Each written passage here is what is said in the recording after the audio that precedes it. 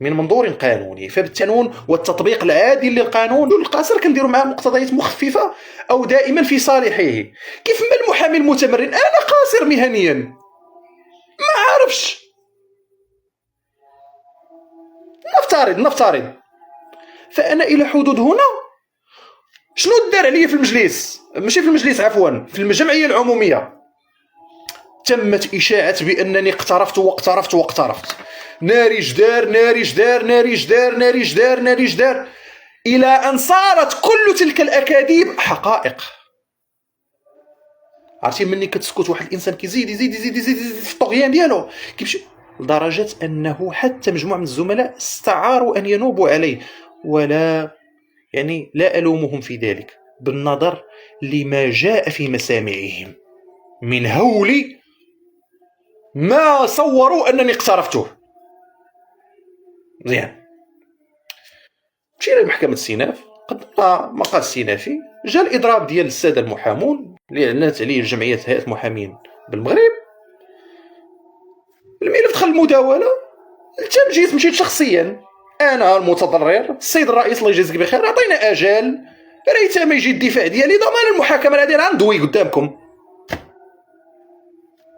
مداوله دليت بمذكره، دابا هادشي دابا عاد غندخل معكم التفاصيل، دابا السياق الكرونولوجي تنجيكم اليوم.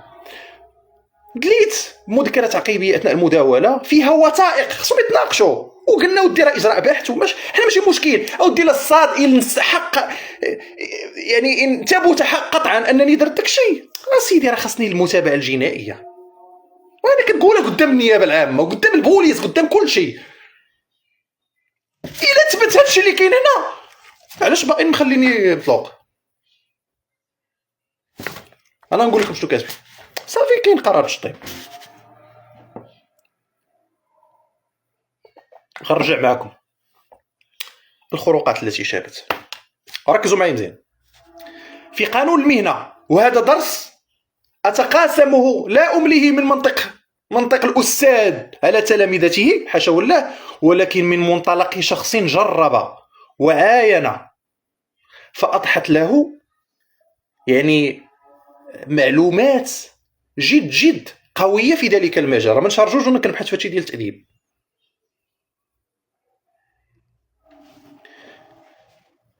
الشخص حينما يقترف فعلا ما، كاين عندنا في قانون المهنه ديالنا ديال المحاماه القانون 28/08 واحد المسطره، مسطره التاديب، كتبدا منين؟ من الفصل من الماده 67. وانت غادي هاد الماده 67 اش كتقول لك؟ كتقول لك في حال هذا المحامي دار شي حاجه، جات شي شكايه عند السيد النقيب المحترم، النقيب انذاك يتقمص دور النيابه العامه بالمفهوم يعني الفلسفي. لذلك النقيب له سلطه الملائمه. هذه سلطه الملائمه فين كنلقاوها في قانون المسطره الجنائيه. النقيب بناء على ما جاء من تقارير امامه، ما دام انه كاين شكايه، لانه دابا الشكايه كاينه قبل المجلس اللي دار فيه وضع اليد. فالماده 67 شنو كتقول لك؟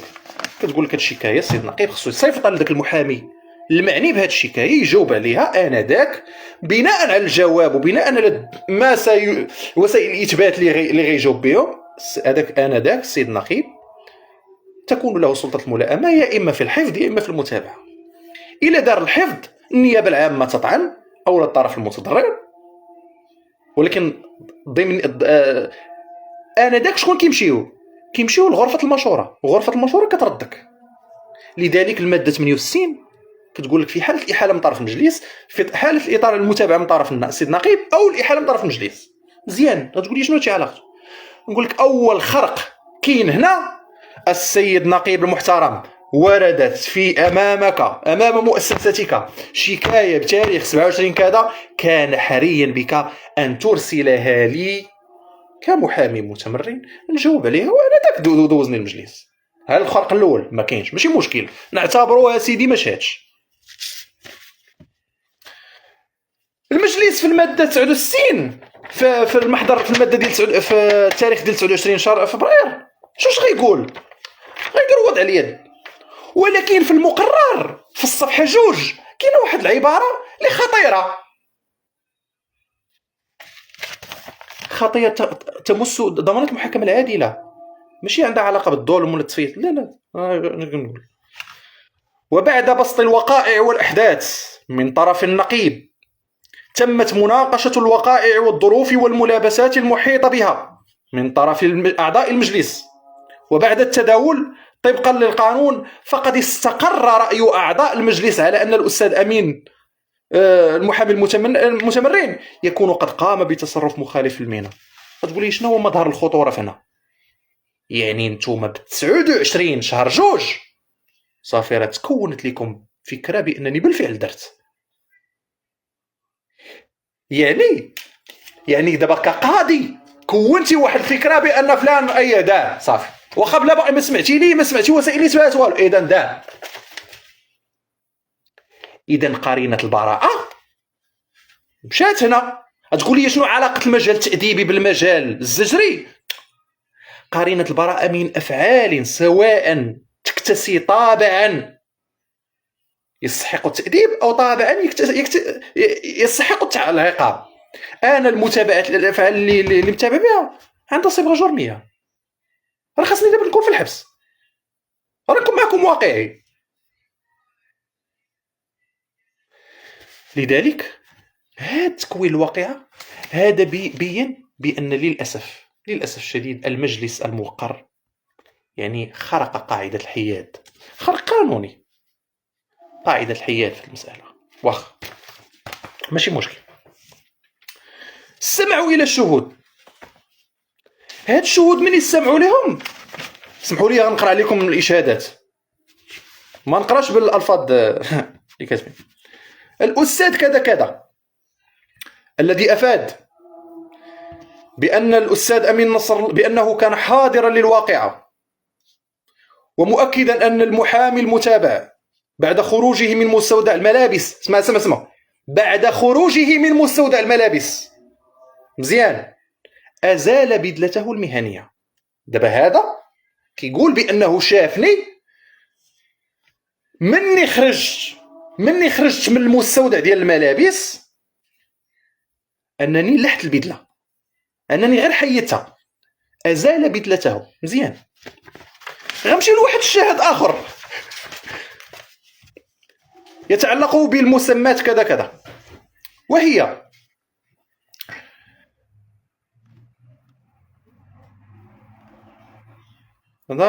أن المحامي المتابع دخل المكتب الذي تتواجد فيه في حالة عصبية هستيرية، متلفظا بكلمات مخلة بالآداب العامة والخادشة للحياء، ومن عبارات التي استعملها: بغيتو ديروني، الله ينعل ديال كذا، أنا ما قد عليا حتى الوزير عاد البيدق.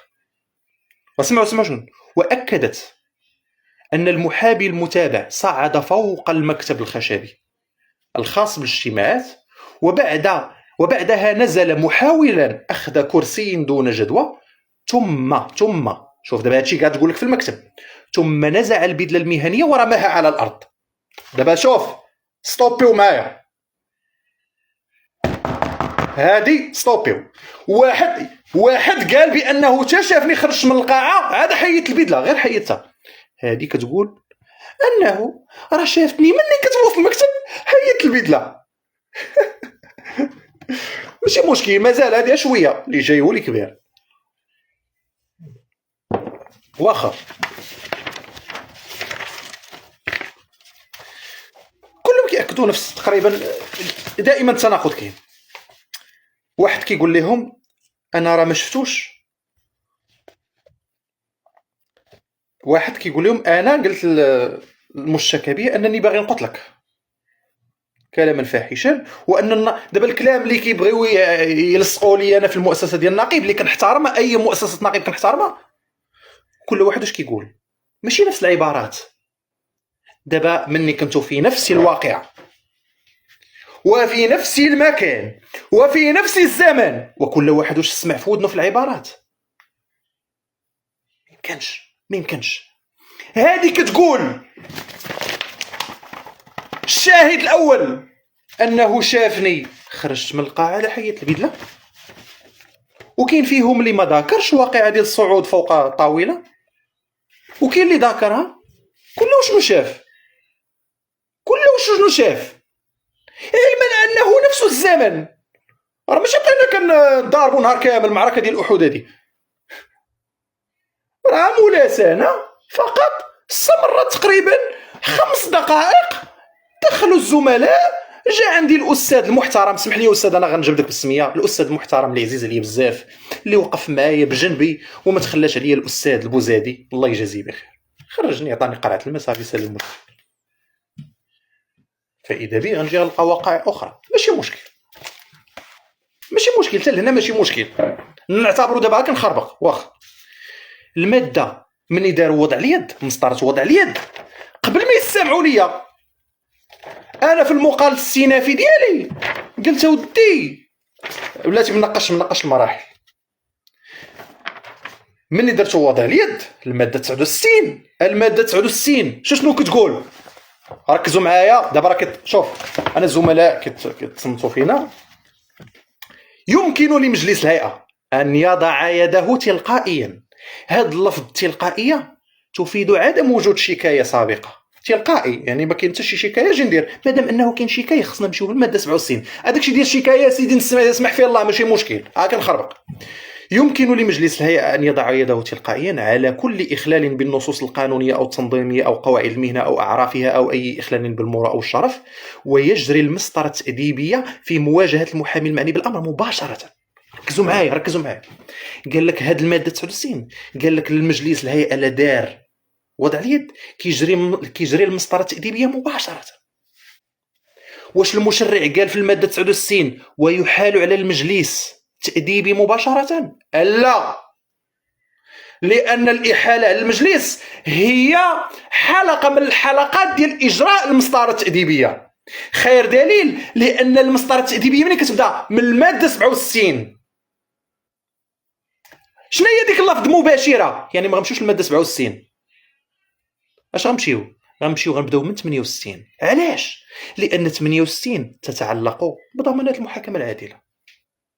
المادة 68 اش كتقول لك؟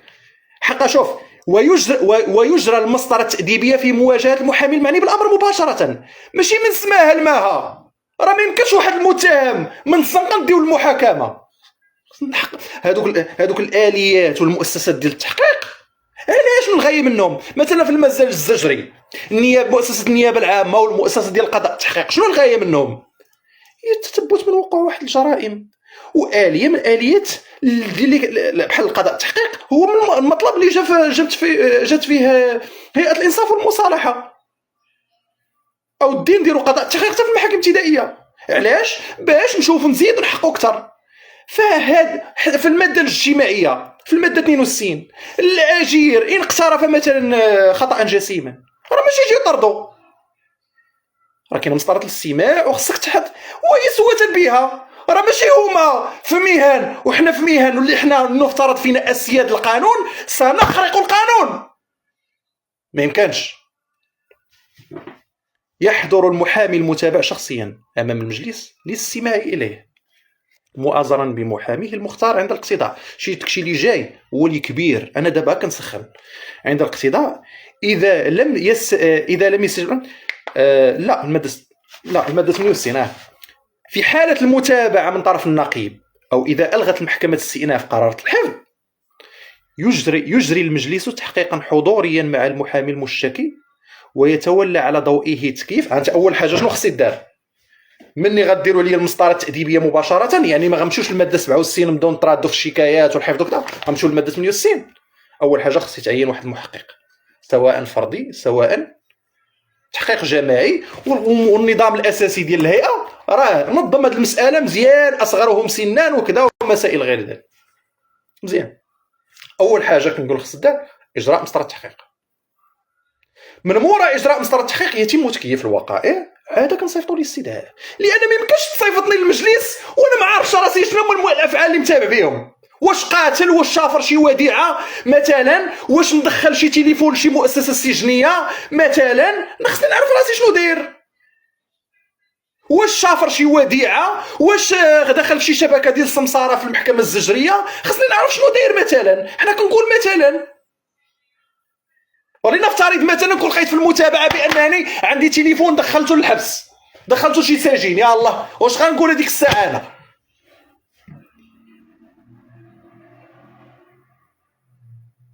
لذلك الله يجازيكم بخير. يعني شو ركزوا معايا. اولا اجراء مسطره التحقيق، ثانيا تكييف الوقائع. هذا كيصيفطوا لي الاستدعاء، انا ما داروش هادشي كامل، صيفطوا الاستدعاء مباشره، قال لك راه كيفنا الوقائع صافي، انت راك داير جي المجلس طقلق.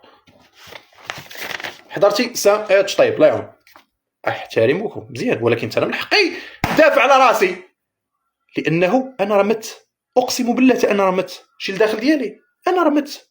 عندكم صحبوا هاد القوه دابا اللي كندوبها لداخل ديالي، انا والله تمت. واخ انا شنو درت في المقرر في المقال الاستئنافي؟ وسمحوا لي بزاف ما ذكرش الاستاذين الفاضلين، ثلاث الاساتذه، استاذ طوسي محمد طوسي، اللي صراحه واخا ما عرفتش نقول مرضش ليه الجميل ديالو، الاستاذ محمد المسعودي كذلك، والاستاذ علي عمار من هيئه الرباط. انا شنو درنا؟ قلنا كتبنا في المقال الاستئنافي لا هاد الناس راه ما استمعوش لينا كاع. واخا الهيئه جاوبت، غنجيو للجواب ديال الهيئه. واخا سمعوا معايا.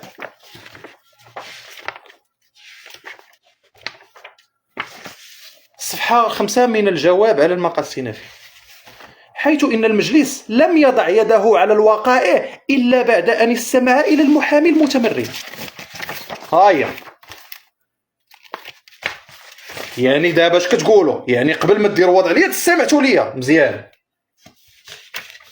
الاستدعاء امتى وصلني؟ دابا هادشي شنو هو هادشي؟ ها محضر الجلسه ديال 29 ما فيه لا استماع لا والو. يعني دابا داكشي اللي كاين هنا كنت ناخذ مع المحضر، ما استمعتوش ليا. وتا الاستدعاء امتى وصلني؟ راه بادي يوم 29. امتى استمعتوا ليا في التليفون؟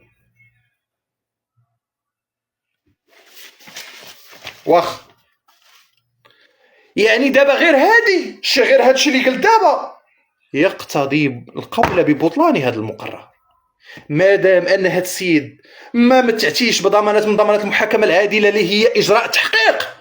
احقق معايا يا سيدي، شوف لي واش داير داكشي ولا ما دايروش، وعندك تحقق باي وسيله كانت. لان علاش؟ لان المجلس التاديبي يعتبر درجه من درجات التقاضي في الماده التاديبيه. مزيان ما درتو معايا لا تحقيق لا والو، زيد الرق بق عطيه التشطيب ديريكت. مزيان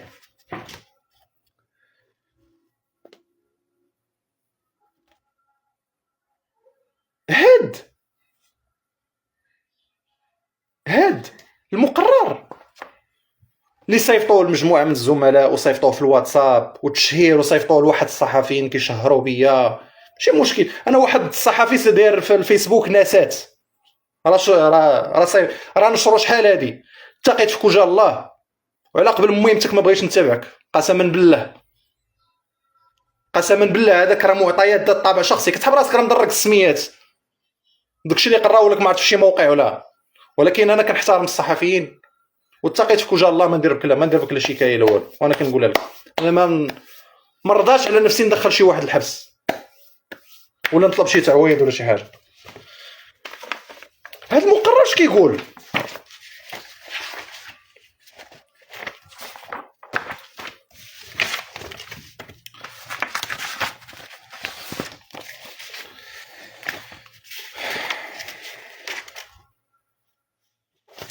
اسمع معايا. صفحه 3 هادوك الشهود اللي جاو شهدوا، السؤال كيفاش تجاوب؟ واخا واش طلبهم المشتكي؟ المشتكي انا كنقولها راه باش حتى مجموعه من الزملاء ما يحملوش هذاك الزميل المشتكي اكثر مما يحتمل. راه حتى هو في الشكايه ديالو راه شهد بوقائع ما صراحه نقول لك اللي كاين، رغم انه زاد فيه بشهاده طبيه وهذاك ضربني، ولكن راه احقاقا للحق، الحق نقولو حتى في نفسي.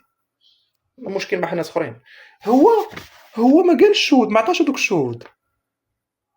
واخا يعني المجلس باي منطق استدعى هذوك الشهود؟ مزيان غتقول لي اودي راه كاين واحد الكتاب تراءى الى علم السيد النقيب انهم راه بغاو يجيو يشهدوا، مزيان.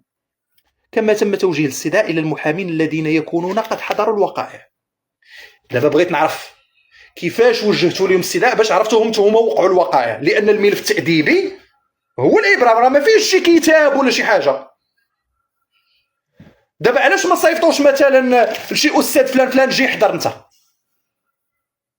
علما يعني صنعوا دليلا فهذه اجتهدوا وحادوا عن الحياد. واش كاين شي محكمه غتستدعي واحد الشاهد هو ما مذكور في الوراق ما انت ملتمس تستدعيه؟ السلام عليكم، ساكن حداكم حميد، اش غنديروا نعيطوا لذاك حميد نشوفوه؟ واخا ماشي مشكل اسيدي تلا داروها احقاقا باللي ضمانات المحاكمه العادله وباش نوصلوا للحقيقه، مزيان.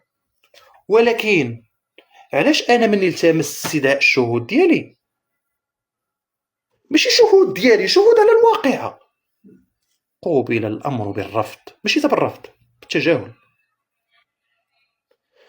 كتبت في المقال السينافي اودي راه كاينين واحد الشهود من ضمنهم من مارسوا عليهم، الله اعلم الجهه اللي مارست عليهم، ضغوطات لدرجه الناس ولات كتخاف تجي تشهد. شي وحدين الله اعلم وقال خارج المجلس والله ما عرفت، ضغطوا عليهم. انا زميل جا قال لي استاذ امين راه قالوا لي الا درتي راه عندي ادله بالواتساب كلشي.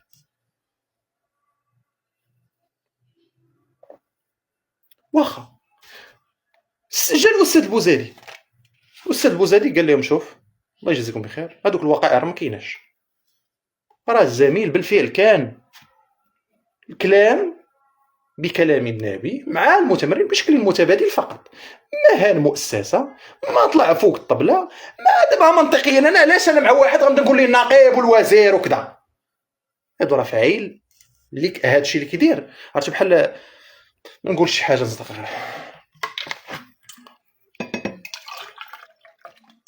يعني واش، ولكن شنو الحجه ديالهم؟ شنو باش غيجاوبوني؟ وحيث ان شهود النفي شهود الاثبات مقدمين على شهود النفي. الله اكبر. راه حنا اللي عارفين ان هاد القاعده راه ماشي كنحفظوا عقار هنا ولا تعرضات ولا طرد تعسفي ولا، شهود الإثبات يكونون مقدمين على شهود النفي فيما يتعلق بالنزاعات المدنية المكسبة لحقوق، ولا تتعلق بوقائع تقتضي توقيع الجزاء التأديبي أو العقابي. وقررت محكمة النقد عديدة فاتش. علاش؟ لأن الأفعال هي ذات صبغة جرمية، فبالتالي عيط لهم وكون وسأل واجهني انا مع الشهود، واجهني مع الشهود نطرح عليهم غير سؤال، نقول لهم شنو كنت لابس داك النهار؟ اين لون نقدر نسول هذا السؤال؟ لانني كاين شي واحد يدير فيهم راه ودي شوف واخا ماشي مشكل نديروا سيدي الطلب ديال استدعاء الشهود، ما بغاوش ماشي مشكل شهود واخا مزيان. تقدمت ما مرة بملتمسات لتفريغ الكاميرات. اسيدي نحسموا هذا النزاع كامل، فرغوا لنا الكاميرات، انا متهم ومتابع، فمن ضمانات المحاكمة العادلة لست ملزما لإثبات براءتي، انت اللي خصك تثبت. ومع ذلك تقدمنا بملتمسات. اودي في كل جلسة تفريغ كاميرات، فرغوا كاميرات اسيدي، فرغوا لنا الكاميرات، راه المحكمة كلها كاميرات، الباحة وكل شيء والمداخل ديال المقر الهيئة وكل شيء، محكمة الاستئناف المحكمة كلها فيها كاميرات. ما كانش كيتناقش هذا الملتمس ديالي في المقر. شوف شي هادي اللي غنقول دابا. واخ اسمعوا معايا المغاربه، سمعوا معايا اش غتسمعوا دابا، راه غتسمعوا. اسمع شي هادي ما عرفت واش نبكي ولا والله ما عرفت.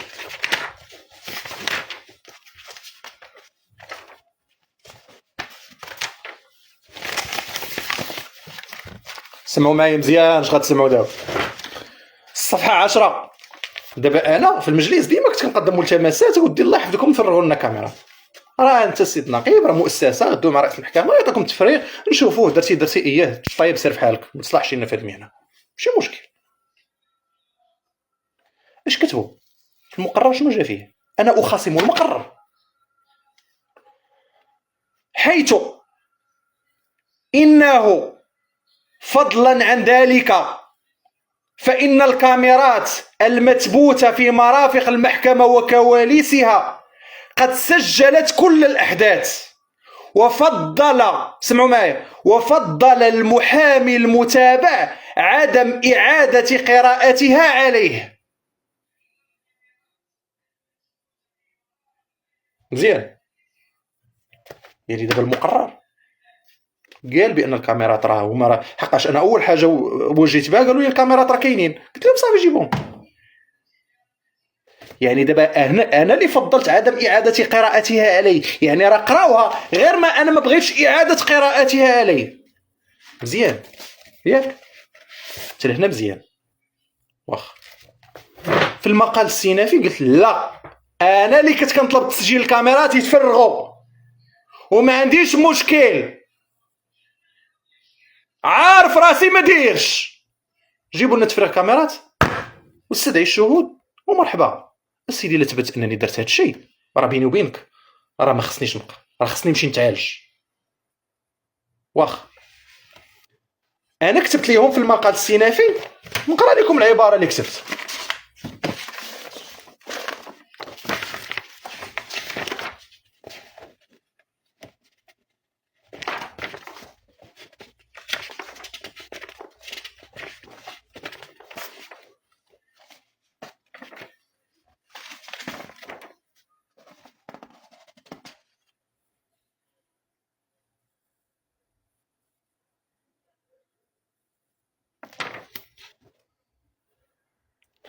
ما عرفتش فين العباره اللي كتبناها. الاثبات نزوه يد مجلس الشهيد والافعال.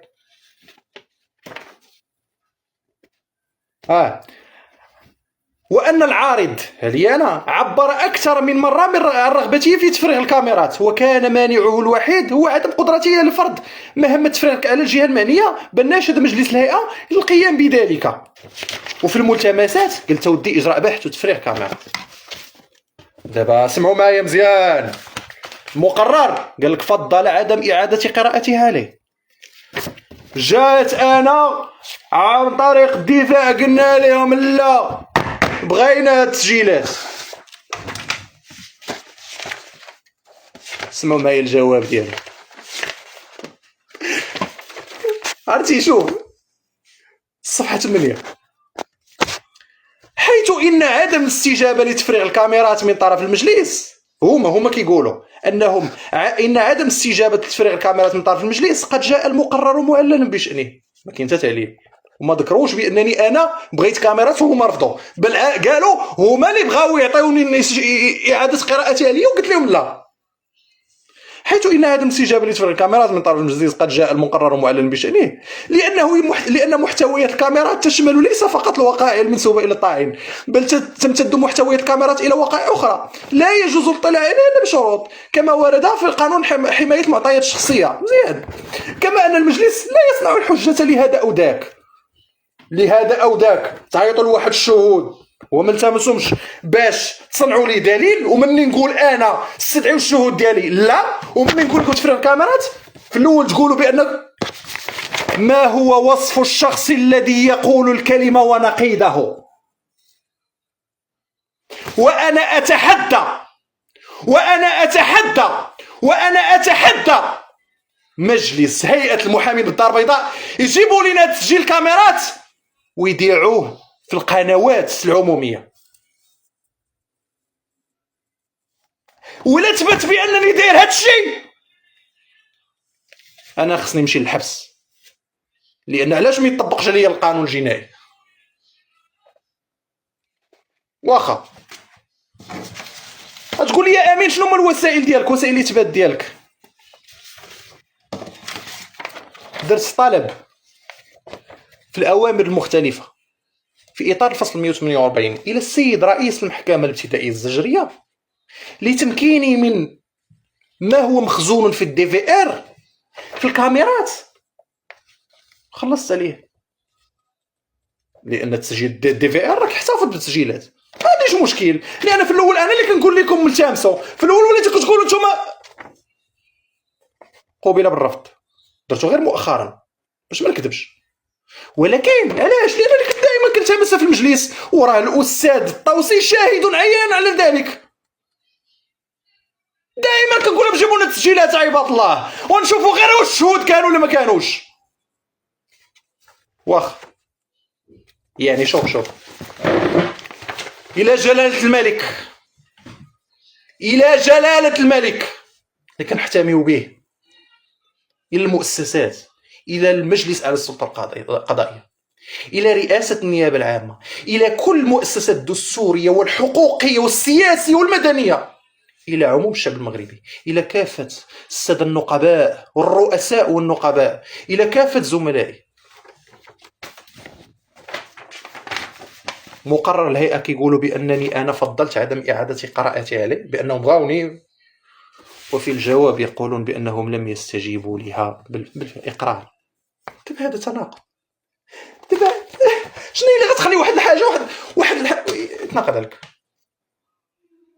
شوف الله يجازيكم بخير، ديروا شي متابعه باش نمشي للحبس، على الاقل نلقى على من يصرف عليا.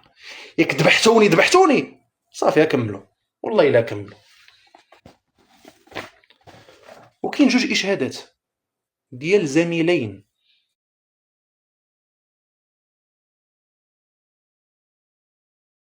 قاوم جميع الضغوطات، هما الاستاذ الكبير بوزادي والاستاذ محمد بمعروف. واش قالوا الاستاذ بوزادي؟ انا الموقع اسفله الاستاذ الكبير بوزادي محامي بهيئه الدار البيضاء، وادلي بهذا الاشهاد تعزيزا للشهاده الشفويه، رغم انها للاسف ما تكتبتش مزيان، ان الاستاذ امين نصر الله لم يسب ولم يهن المؤسسات المهنيه. جوج، انه لم يصعد على الطاوله ولم يقم باهانه البدله. ثلاثه، أنه كان في حالة انفعال نظرا لشجاره المتبادل بالسب والشتم مع الأستاذ المحامي المتمرد المشتكي وفقط. وهذا الإشهاد تأكيدا وتعزيزا للشهادة الشفوية المدبئة أمام المجلس. واخ إشهاد ثاني ديال الأستاذ محمد بمعروف. بسم الله الرحمن الرحيم. ولا تكتموا الشهادة ومن يكتمها فإنه آثم قلبه والله بما تعملون عليم. سورة البقرة. أنا الموقع أسفله السيد محمد بمعروف محامي بهيئة الدار البيضاء، أشهد شهادة تامة ناتجة عن إرادة صحيحة دون عيب أو إكراه أن الوقائع المنسوبة للسيد أمين نصر الله الحامل لرقم البطاقة الوطنية عدد، والتي عددها وعدها حصرا، سواء متعلقة بالسيد السب السيد نقيب أو صعوده على الطاولة أو إهانته البدلة، نص الشهادة حيث أنه بتاريخ 20/2/2024 كنت حاضرا لواقعة شجار بين المستفيد من هذا الإشهاد السيد أمين نصر الله وأحد الزملاء، وبالضبط داخل قاعة المحامين، حيث كنت معايلا للولوج الأخير رفقة مجموعة من الزملاء لقاعة المحامين بالمحكمة الابتدائية الزجرية، حيث كان في حالة انفعال شديد اعترفت بها، لكنه لم يقدم على سب السيد نقيب، ولم يطرح البدلة أرضا، ولم يقدم على صعود الطاولة. والله على ما أقول شهيد.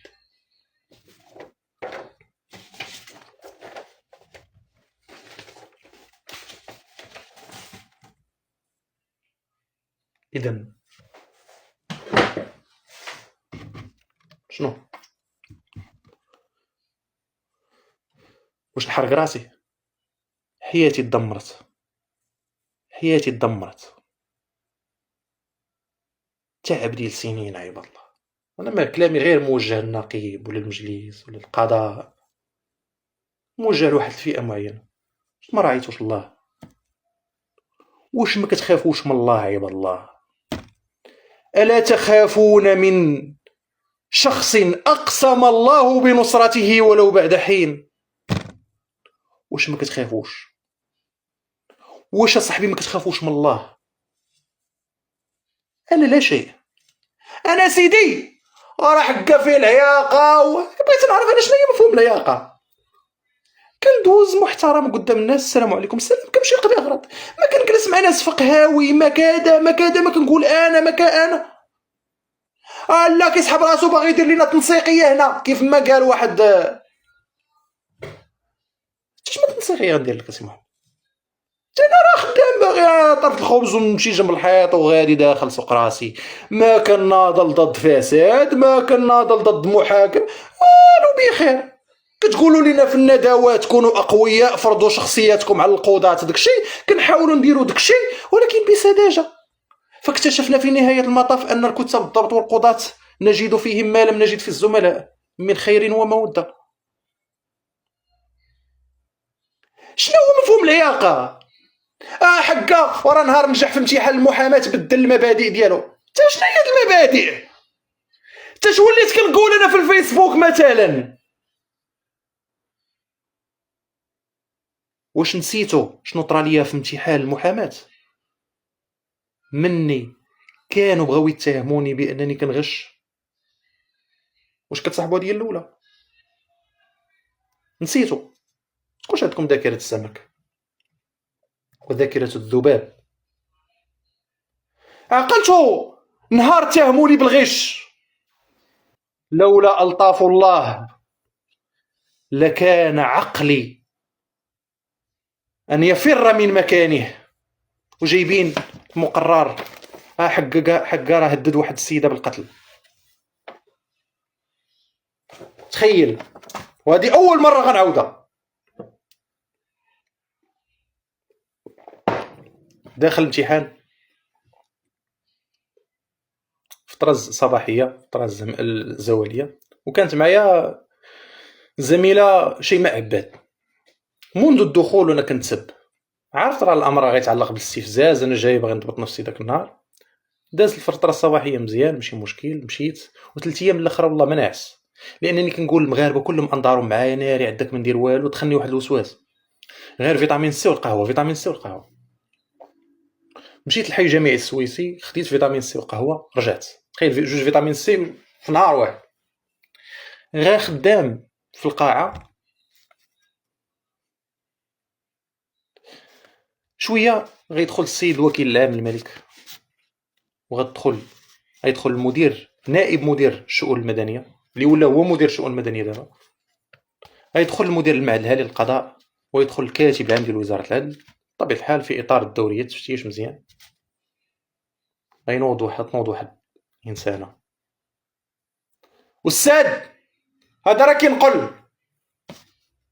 انا من هول الصدمه درت بحال هكا، قلت صافي ماشي مشكل، جاو قلبوني، جاو لقاو حدا رجلي من اللور عدسه. ناضت قالت لهم ديال الامين، بالله عليكم في تلك الاحداث شنو كنتو باغيين ندير؟ قولوا لي باز اللي بقى لك عقلك. وبقيت كنغوت وقلت له ماشي انت، لان التهديد بالقتل راه عنده اركان ديالو، كان الفصل 427 تنفضت بديك والله تنقاتل لك باغا تخرجي عليا هذه قلت، ولكن غير مشروطين بامر او فعل اي شيء. بديت كنغوت المدير المعهد للقضاء، خرجوني سكر. تخيل، والورقه ديال السي ام عندنا وحده ما عندكش حق تبدلها. قالوا لي صافي لقينا لي عنده هذا الشيء. قلت لهم ندخل. دخلت قلت لهم جلسوني قدام، وجلست لقدام الحمد لله وساليت قبل من كل شيء. بديت كنمسح العرق ديالي وكنبكي من الظلم. بغينا نخرجوا جاو الناس ديال ضباط الشرطه القضائيه قال لك زيدوا نتحروا معكم، مشاو فلقاو شكون اللي كينقل، وانت حقا كاين تسطير متابعه بجريمه تهديد بالقتل، في نهايه المطاف غناخذ فيها شهر موقف تنفيذ. ماشي مشكل، مزيان. حقا راه بدل المبادئ ديالو. ما يبقاش شي واحد انا مخشي في مانطا يجي يبدا يفتي عليا شنو هما المبادئ. يكفي انني ما كنشفرش وما كنسمسرش وما كنكذبش وما كنظلمش، وكافي شري وفي العياقه وباغي يدير اش كيسحب راسو. سيدي انا راه بعيد منكم. واش عمركم لقيتوني في شي تجمع انتخابي ديالكم؟ لقيتوني في دار في النادي ديال بوزكوره ولا؟ انا بعيد من هاد الشيء. انا انسان ساكن في الذروه كيمشي لكازا ومقاتل غير مع قوت اليوم ديالو خاصو 100 درهم في النهار، وانا بعيد من هاد الشيء. عباد الله بعيد من هاد الشيء. وراه في العياقه اجي وانت اللي ما كتسحب راسك مفرعن وهذاك الزم كندوز كنقول السلام. ولكن انا عارف شنو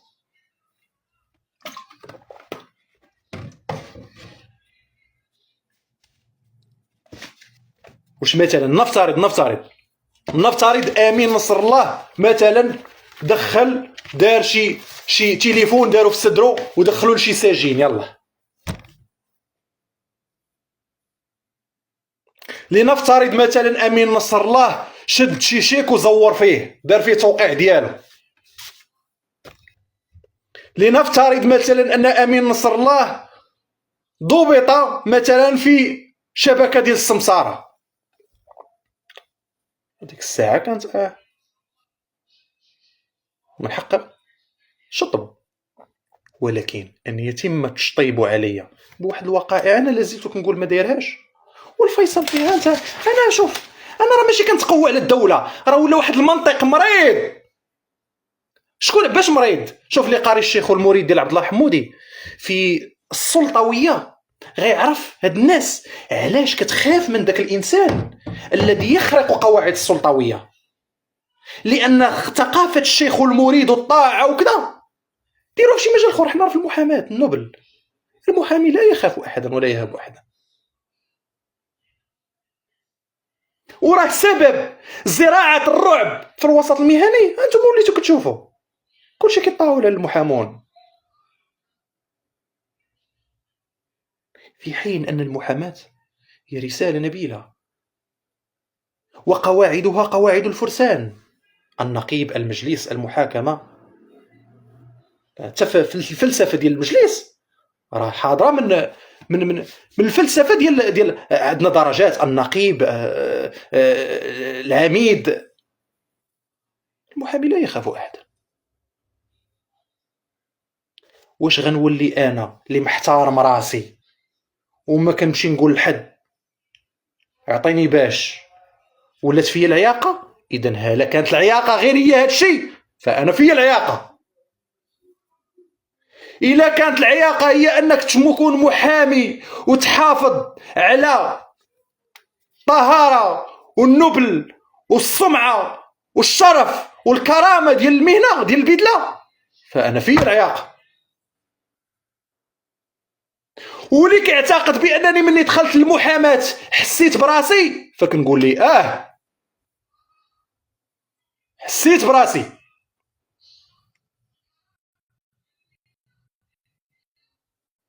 علاش ما نحسش براسي؟ علاش اللي كيصوني ليا دابا ما يبقاش يصوني ليا؟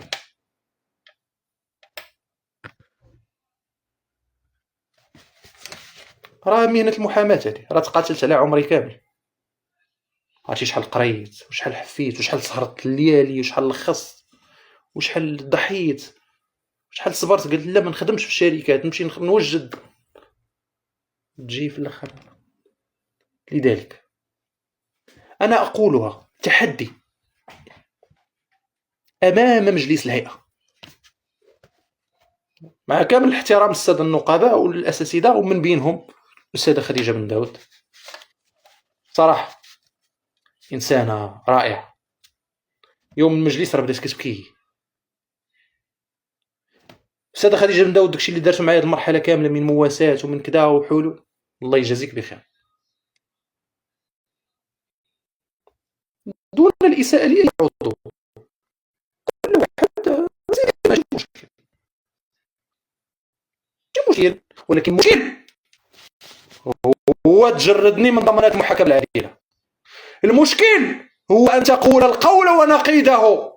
المشكل هو ان يتم تسريب المقرر ديالي المجموعه ديال الزملاء، حتى الزملاء يستعاروا حتى من انهم يهضروا معايا، وبقى فيا بزاف الحال صراحه.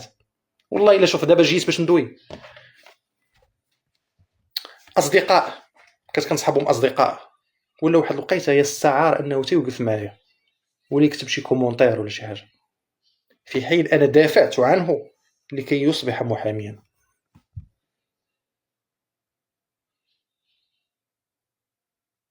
الخوف، الطاعه، الخوف، الرعب.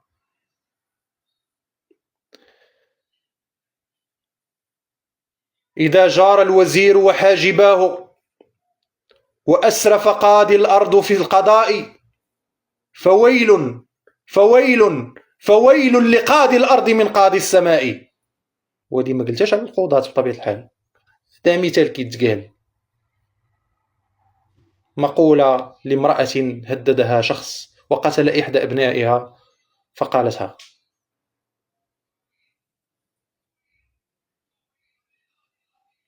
يعني المغاربة، الرأي العام، جلالة الملك، النيابة العامة، المجلس على السلطة القضائية، باقي الهيئات، جميع الزملاء، أنا كنقول لكم درت هاد الإجراءات ديالي. التمس تفريغ كاميرات، هما كيقول لك لا هنا لا، هو اللي ما بغاش إعادة قراءتي عليه، حنا راه بغينا نعطيوهم إعادة نقراو عليه، هو ما بغاش. جينا هنا لا راه ما استجبناش ليه لأنه كذا وكذا.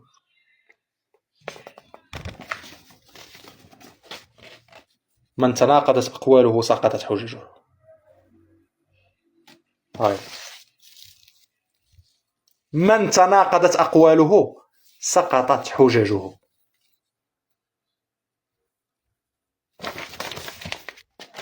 ملتمس ديال تفريغ كاميرات، ها هو طلب تفريغ كاميرات قوبل بالرفض.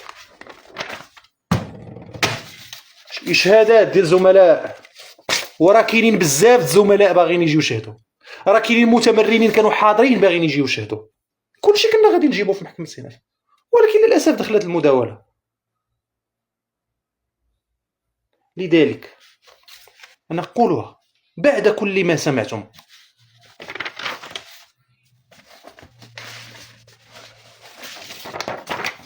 ناهيك انت شوف انا واحد الحاجه اللي استغربت لها صراحه.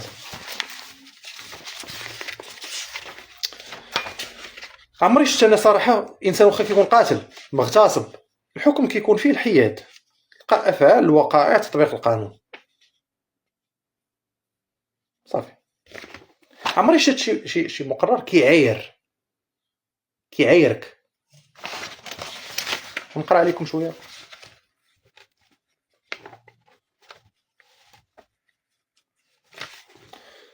حيث ان ظروف وملابسات هذه الاحداث تؤكد أن ثبوتها لأن المعني بالأمر من خلال تصريحاته يتباهى ويفتخر بأنه هو الذي له الفضل في فتح باب جديد لامتحان الآلية للمرة الثانية التي أوصت بها مؤسسة الوسيط. ما قلتش هادشي، ولكن راه صحيح أتباهى. الحمد لله، إنجاز أفتخر به. واش بغيتونا شنو باش نفتخروا؟ الإنسان راه كيفتخر بمحطات زوينة في حياته، ولكن راه ما قلتهاش. والذي نفسي بيده الله يحرمني من مهمتي ما قلتها. شوف بلاتي،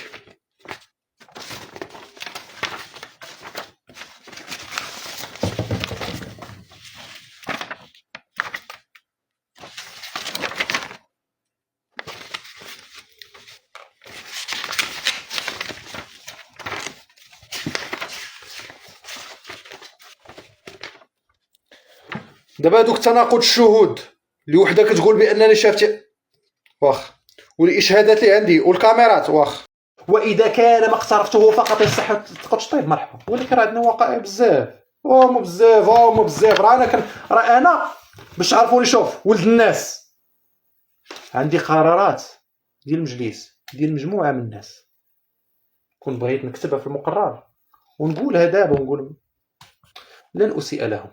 علاش؟ لان كل واحد كيخطأ صافي، الله يجازيه بخير، خطأ الله يصلحه، كل واحد عنده قصته. لذلك كلامي راه قلته، التحدي قائم. ومرة أخرى أؤكد أنا والله ما عندي مشكل مع السيد النقيب حيصي الذي أعترف بأنه إنسان طيب، من خلال كلامي معه إنسان طيب. أنا أتولى الضغائر وتأسف. النقيب موافق كذلك تربطني به علاقة طيبة، النقيب بروين كذلك علاقة طيبة وعلاقة احترام. جميع النقباء لا، ما عنديش معهم حتى مشكل. الزملاء في الهيئة كلهم ما عندي حتى مشكل، كل أي زميل كنحترمه. عندي مشكل مع واحد الفئة معينة، مع شي وحدين اللي باغيين يوليو نقباء، اللي باغي يولي نقباء، فهمتي؟ ما نحددش شكون، الله اعلم. اللي باغي يولي نقيب ولا هادي ما مشكل. هذوك اللي كيشريو المقالات، فهمتي؟ كيشريو المقالات مكتوبه وكينشروا على اساس انهم اللي كاتبين، وكلشي عارف بانهم ما كاتبينهاش.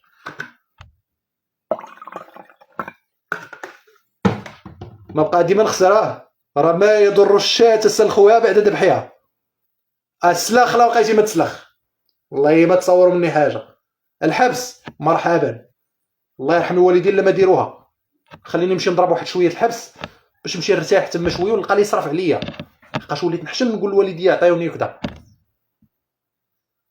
ولكن والله تالله ربي كنقسم بالله سبحانه وتعالى، والله ما نتفاك مع حقي، والله ما نتفاك مع حقي، والله ما نتفاك مع حقي.